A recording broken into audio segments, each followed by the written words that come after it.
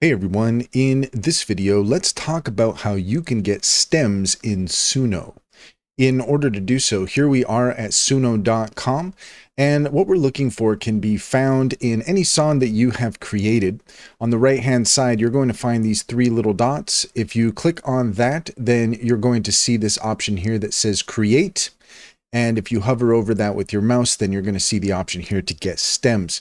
Just click on that and then Suno will generate your stems. It'll separate it by vocals and instrumental, but bear in mind you do need a pro subscription in order to be able to get stems. And that's all there is to it. If you found this video helpful, please leave a comment and like and subscribe, and don't forget to set your notifications for more helpful tips.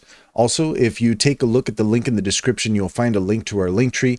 There you'll find our socials and our top AI recommendations. Click on any of those links to get started. You'd be helping us out as well, and we would greatly appreciate it.